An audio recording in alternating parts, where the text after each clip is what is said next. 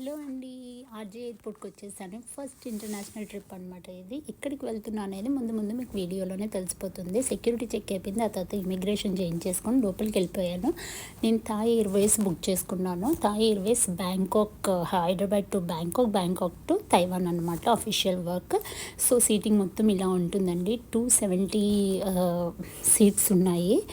So నేను కూర్చున్నాను. మనకి ల్యాప్టాప్ కూడా ఉంటుంది. కావాలంటే మూవీస్ పెట్టుకోవచ్చు, ఏదన్నా చూసుకోవచ్చు, చక్కగా ఉంటుంది.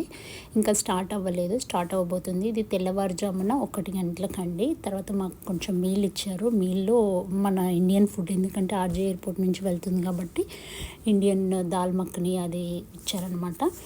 ఆ తర్వాత కొంచెం దూరం వెళ్ళగానే నాకు ఇది ఒక వ్యూ కనిపించింది. మన టైమింగ్కి వాళ్ళ టైమింగ్కి 2.5 గంటలు ముందు ఉంటుందండి. బ్యాంకాక్ అయినా, తైవాన్ అయినా, మలేషియా అయినా 2.5 గంటలు. సో ఇప్పుడు నేను బ్యాంకాక్ ఎయిర్పోర్ట్ దగ్గరకు వచ్చేస్తున్నాను. ఇది అక్కడ వ్యూ. చాలా చాలా బాగుంది. చాలా గ్రీనరీ అండి. అసలు నేను బయటికి రాలేదు, బట్ ఎయిర్పోర్ట్లో నుంచి మాత్రం చూశాను.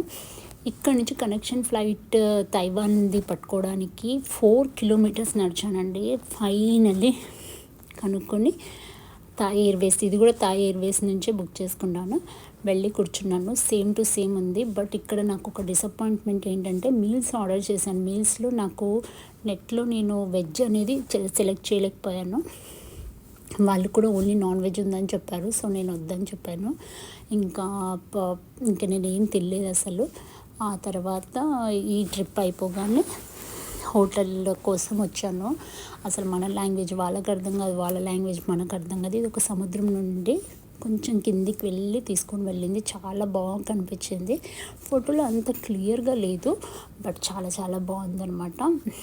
నిజంగా ఇంటర్నేషనల్ ఫ్లైట్స్ అంటే ఇంటర్నేషనల్ ట్రిప్ ఒక్కటి మాత్రం వేయాల్సిందే. ఇది వచ్చి మెట్రో అండి. ఇక్కడ మా హోటల్కి విండో నుంచి కనిపిస్తుంది. మెట్రో ఉంటుంది.